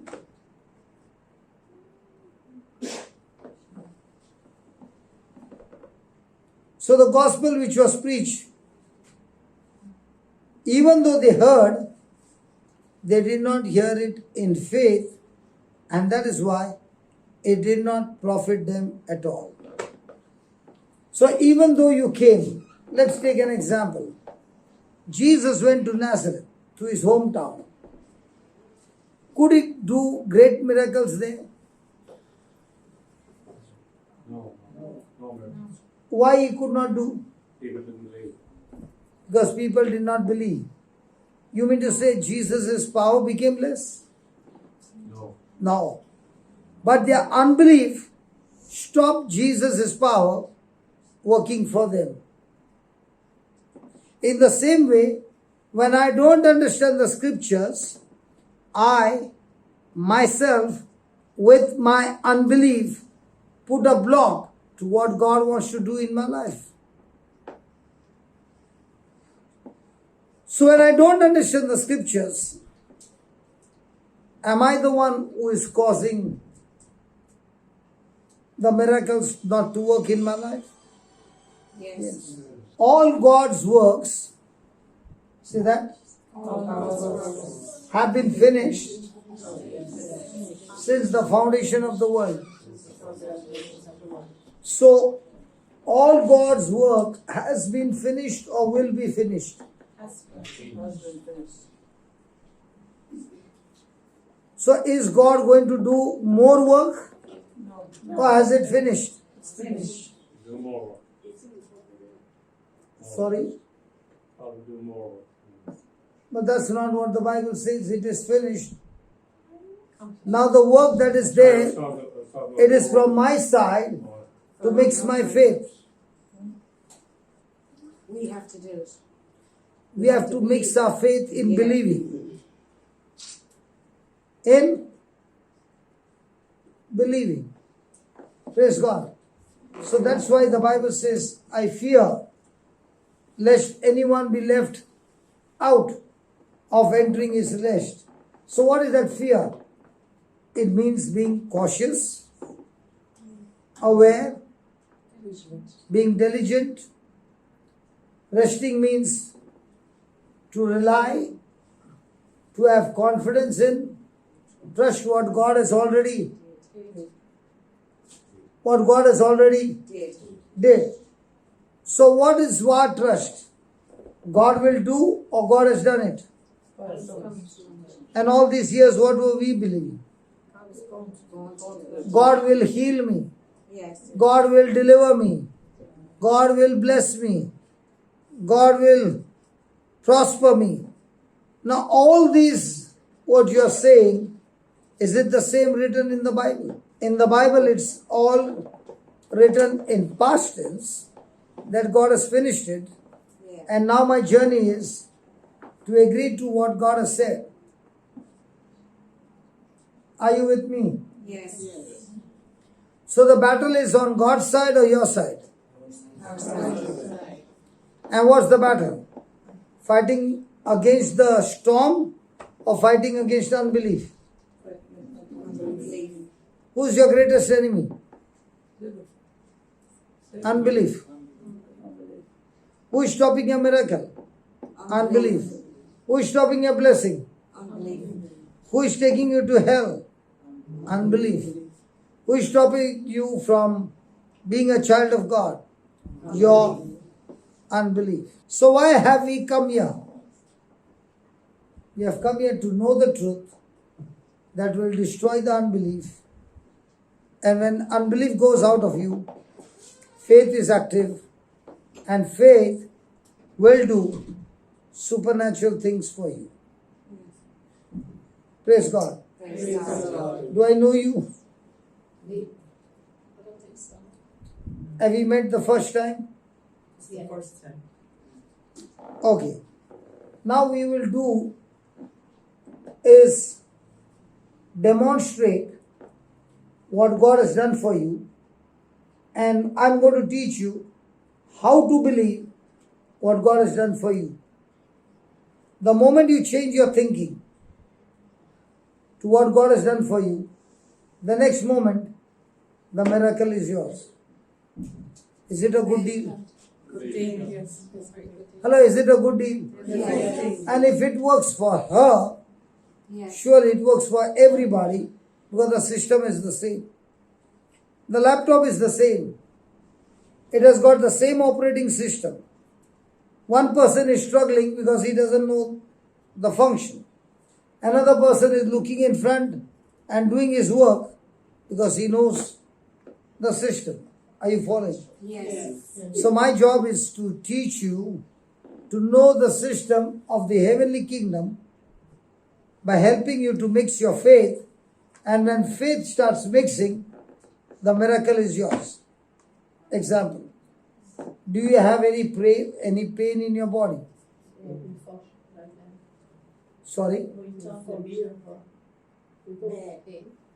Yeah, I've pain in my foot, sore in my foot there. You got a pain in your heel. For how many years? 3 weeks now. 3 weeks. Have you prayed about it? No, Oh, you don't pray. I didn't pray, but I didn't pray about it. You did not pray to God for this knee heel to heal. So do you want to pray? Yeah, Or do you want the pain to be there? no, I didn't want to pain to be there. Because you can get a good massage from the family. No, I've been to the doctor today. and You have been to the doctor. Yeah, And what did the doctor say? he said, put some bottles of water in the fridge and put it to me and massage my foot with it and get a tennis ball and roll it. It's very Please hard come to here. walk. Please come here. Tell me again. Let me also know the remedy. I've been to the doctor today with it Okay. after 3 weeks. Okay. Because I went over to London to see my son. Can you hear her? Yeah. I'm talking about- How come you can hear her and I'm talking louder and you can't hear me? Just tell him what the doctor Just said. tell him what the Yeah. So I've been to the doctor after 3 weeks and it was in London to see my son and I didn't go to the doctor. But when I came home last Thursday and I went to the doctor today. I phoned him up and they told me to come in and he said it's some kind of inflammation and gave me some tablets and told me to put water in the fridge and roll my foot in like a bottle, massage it. So it's still painful now, but just took one tablet because I come here and I didn't have time anyway, so But during all this time you never prayed to God to take it away. not myself, no. So now you want it to continue or take it I don't away? want to take it away, but I prayed for my children, no, I didn't pray myself. It's the same. Yeah, I don't think myself, I just told my Okay. children. So the promise to enter his rest Yeah. is there with you. Yeah, So what promise do you have for healing your leg? I promised to rest. Yeah. The promise, what promise is there that you have that you can enter into his rest? I pray. Pray, but which promise, which scripture? I'm not sure. So now do you understand? I need this miracle, Believe. but believe what? Believe that it's already done. Which promise? God's promise. The word of See, God. listen. I want to explain to you. When you went to London, Mm. did you take a flight or you went walking? That's right. Are you sure you went walking? Or you took a flight? Yeah. Did they issue a boarding pass? Yeah, Was it confirmed? yeah, Now were you worried? no, Now showing that boarding pass, did you get entry into the flight? yeah. In the same way for you to experience the healing, what boarding pass from the Bible do you have that you have confirmation that you get your healing? No. God's promise. Now do you understand? Yeah. So which God's promise are you going to give her? To heal her feet. Yeah, which promise? God's promise. God's promise to heal her feet. Okay, she goes to the boarding to do the boarding and she doesn't have the ticket in her hand. But she says, I'm going to board this flight anyway. But she doesn't show the ticket. Believe, has to believe. Yes, you have to believe. Have to believe. Before believing, she has to possess the ticket, right? And You have to have the ticket. Have faith. Oh my God, how do you travel by flight? By believing in faith? Or you have a boarding pass?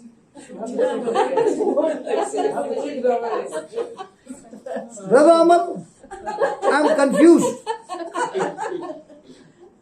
In Ireland, people travel without the boarding pass. They say, I've failed. Wow. And which airline accepts you? Which airline accepts you without a boarding pass? Show your boarding pass. In the same way, show me the promise of God. That's what I'm saying. Oh, right, an example. Hmm. So what are you going to show me? An example. The boarding pass. The promise of God. The promise, yeah. Which one? The promise of God. Which promise of God from the Bible are you going to show me? I don't read the Bible. That's already shown. Okay, I'm going to show you the promise, okay? Yeah. And we are going to get this out, okay? Give me Mark 11, 22 and 23.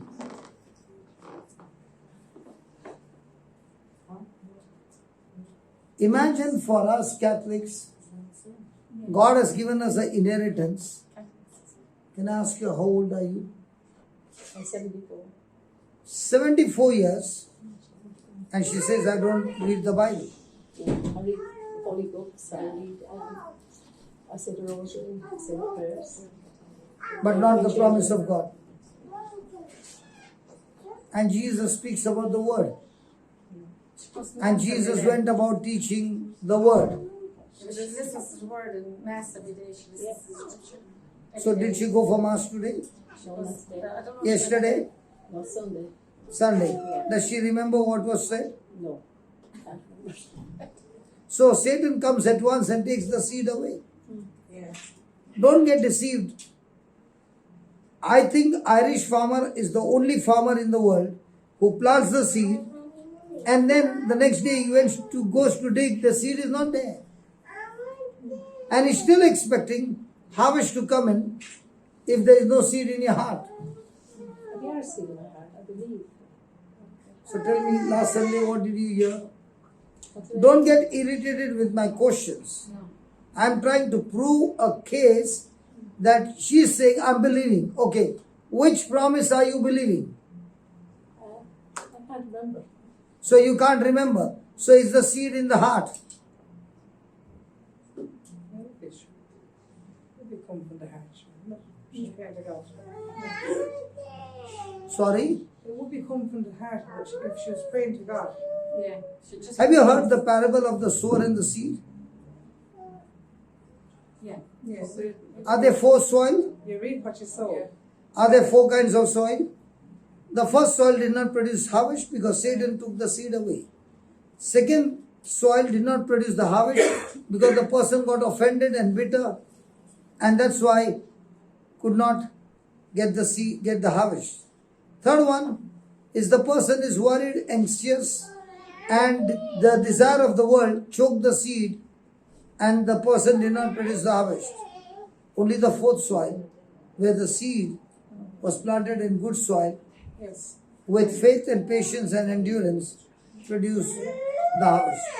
Yes. So if you don't remember the promise, there's no seed. No, because I suffered a bit of Alzheimer's. Because I buried his son since he died of cancer. Okay, let me show you. Read the 22nd verse. Jesus answered them, Jesus answered them, Have- have faith in truly I tell you, if you say to this truly I tell you, if you say to this mountain, he did not say, truly I say to you, pray about the mountain. He said to say. When was the last time you spoke to that pain? today, What did you tell the pain? the pain. Yeah. I didn't talk to the pain, sorry. So here he's saying, talk to the pain. All right, truly I tell you, if you say to this mountain, be taken up and thrown into the sea, and if you do not doubt in your heart, but believe that what you say will come to pass, it will be done for you. Unless you tell that to get out and fall into the sea, and not doubt for your words, Yeah. then it will be done for you. So if I said it now. Yes, yes. Yeah. That's what he said. Read Yeah, that again. yeah. Truly I tell you, Truly I tell you, if you say to this mountain, be taken up and thrown into the sea, and if you do not doubt in your heart, but believe that what you say will come to pass, it will be done for you. so say that. Jesus, Where is it? no, say that. Jesus, I truly believe I truly believe you said, you said, if I say to this I mountain, say to this mountain, be taken up be taken up and thrown into the and sea, thrown into the sea, and if I do not doubt in my heart, and if I do not doubt in my heart, but believe but believe what I say what I said shall come to pass, come to pass, it will be done for it will me. be done for me. So Lord Jesus, So Lord Jesus, in your name, in your name, I am talking to this pain I'm talking to this thing, and every cell of my body. and every cell of my body, In the name of Jesus, you spirit of infirmity, spirit of infirmity, get out of my body out of my body, right now. Every pain, leave my body. And as the scripture says, I do not doubt in my heart, but I believe what I say has come to pass. It shall be done for me. And I thank you, Lord. Every pain has left my body, and my body is completely healed. In Jesus' name. You said, you said, I shall have I shall have whatever I say. And this is what I say. By the stripes of Jesus, by the wounds of Jesus, I am completely healed. I'm set free. I'm set free. Thank you, Jesus. I'm set free. Now we have to do what you could not do. Yeah, Yeah, it's gone. it's gone. Yeah, thank you, Jesus. It's gone. Do. Yeah, it's gone. I said, when I press, it's a little bit there. Yeah. Yeah. Keep saying thank you, Thank Jesus. you, Jesus. It's gone. It's gone. I thank you Thank you, Jesus. for teaching me to enter into your rest through your promises. And I'm set free. Thank you. Yeah, it's gone. Thank you, Jesus. It's gone completely. Yeah, listen. It works by believing. You are a good believer. That's why the process has started. Now you go up to that chair and come back by saying, thank you, Jesus, I'm completely healed. By the time you reach here, everything is gone. Go ahead. Thank you, Jesus, I'm completely healed. Go ahead.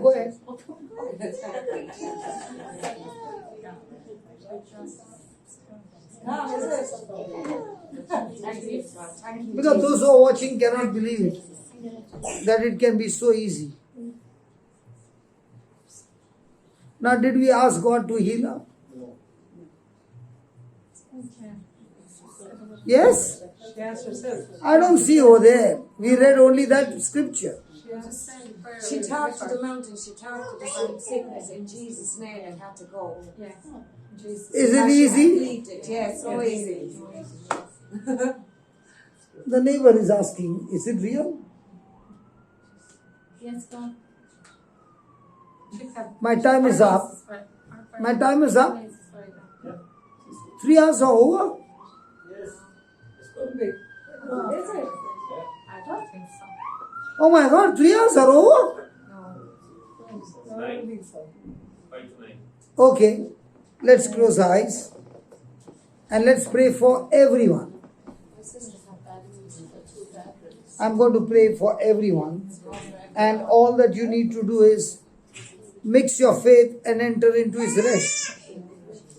When you enter into His rest, you shall see the same miracle happening to you.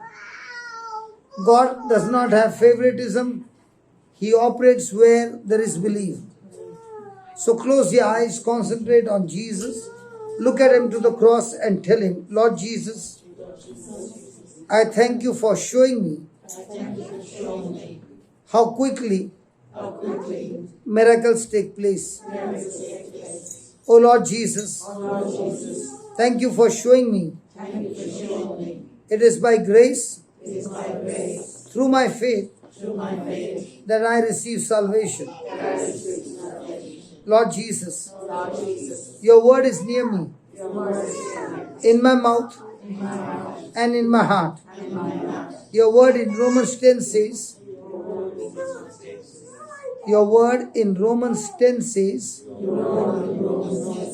verse number 9, if anyone says, confesses that Jesus Christ is Lord That Jesus Christ is Lord, and believes in his heart and believes in his heart that God raised him from the dead, that God raised him from the dead, he shall be saved. he shall be saved. I confess with my mouth, I confess with my mouth, Jesus Christ is my Lord, Jesus Christ is my Lord, and I believe with my heart, and I believe in my heart, God raised him from the dead. God raised him from the dead. I am saved. I am saved. In the name of Jesus, In the name of Jesus, I give my life I give my life to you, Jesus, to you, Jesus, and I renounce Satan and I renounce Satan and all his empty promises. and all his empty promises. Lord Jesus, Lord Jesus, I proclaim I proclaim, you truly are my Lord, you truly are my Lord, my God, my God, and my Savior. my Savior. Lord Jesus, Lord Jesus, baptize me with your Holy Spirit. baptize me with your Holy Spirit.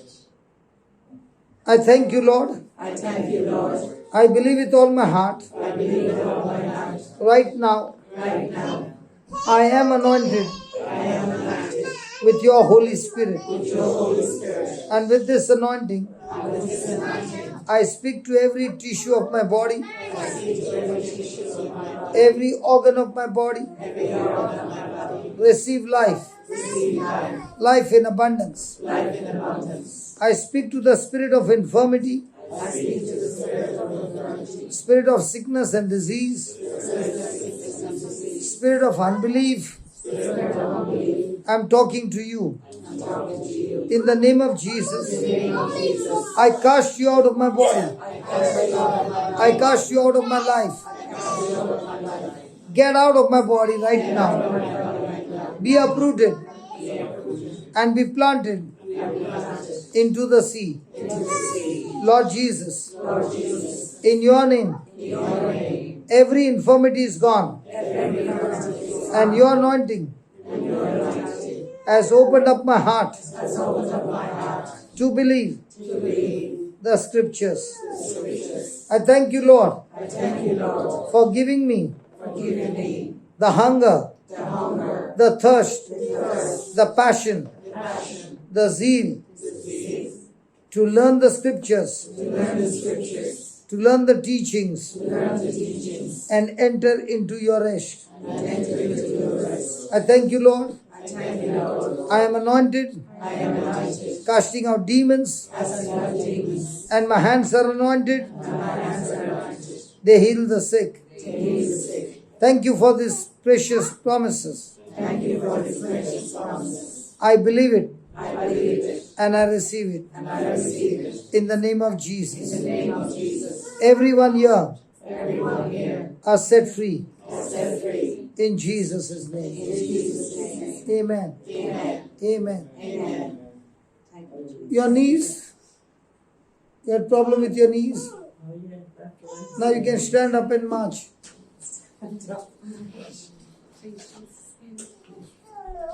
Just march over there. Yeah, keep saying thank you, Jesus. My knees are healed. Please come. Please do this way. Oh, your knees now. Okay, keep saying thank you, Jesus. My knees are healed. And keep on marching. Lift your leg higher. Thank you, Jesus. Keep doing that. Thank you, Jesus. Thank you, Jesus. Thank you, Jesus. Our needs are paid. Thank you, Jesus. Our needs are paid. Thank you, Jesus. Our needs are paid. Thank you, Jesus. Our needs are paid. How do you find your knees now? Still sore. What? I can't believe it. What did she say? I can't believe she can't. She can't believe. There's no pain in your knee. Is it gone? Yeah. Yeah. All of it. Thank you, Jesus. How many years did you suffer? 5 years, 6 years. 6 years. Yeah. Who is he? It's my brother, and he's got a bad stomach. Is he? Sorry. It's my brother. He's Your got brother. a bad stomach, yeah. He's got asthma. He has a bad stomach. Stomach. Stomach problem. problems. Put your hand on your stomach, brother. And I thank you, Lord. Thank you. Close your eyes and say, thank you, Jesus. I enter into your rest. I enter into your rest through your promises. By the wounds of Jesus, I am completely healed. Repeat that. By the wounds of Jesus, I am completely healed. Can you say it loudly, brother?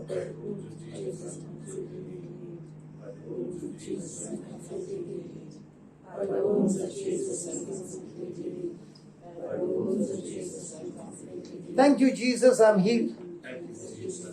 Now press.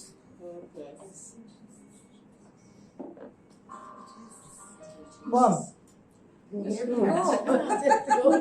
he's searching now. Can't find it.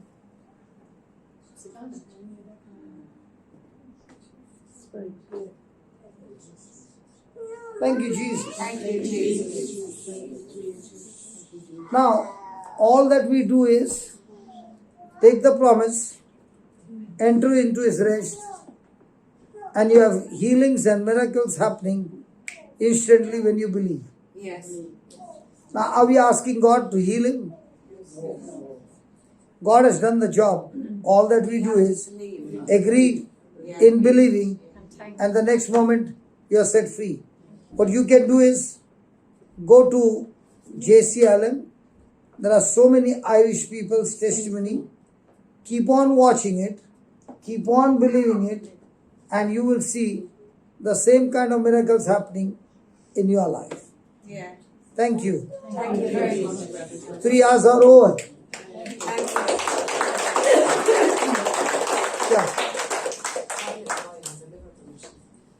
Yeah. Amal, that boy, Sorry? He has a liver failure. Liver failure. can you put your hand on him? No, brother Amal, you can put your hand on him. Now we are going to say a promise, sister. And if you are at rest, you will rejoice. Okay? Your job is to enter into His rest, not worry. Okay? In the Bible, nowhere it is given, your crying has healed you, but your faith has healed you. Okay? Father, thank you and praise you that this sister has come believing for a miracle. And Lord, you have already accomplished on the cross through your Son Jesus. Father, even as my brother is laying hands on the child's stomach, its liver, I thank you, Lord, that we both come into agreement that right now that spirit of infirmity that has caused this organ to die is completely destroyed and a new report has come. We don't accept the evil report. We believe the new report like Joshua and Caleb, and we speak life into those organs. Jesus, you came to give life, life in abundance. It is the thief who comes to steal, kill and destroy. Thank you, Lord, that we receive this great miracle, creative miracle in this child's life, in this child's body. And as we speak this miracle, the doctors are amazed. They are surprised that, Lord Jesus, you have performed this supernatural surgery right now, and all test reports have changed in favor of this child. In Jesus' name, amen. Amen. Now your job is to keep thanking God that all his organs are functioning perfectly. Okay? Praise God. Just switch it on. Praise God. Praise God. Hallelujah. Hallelujah. So Father God, everyone who has come has received the word, and it's all a challenge of entering into your rest by mixing our faith. And I thank you, Father, that each one have understood that mixing our faith on the promises of God gives us rest even before the manifestation, and that manifestation has taken place in Jesus' name. Amen. Amen. Amen.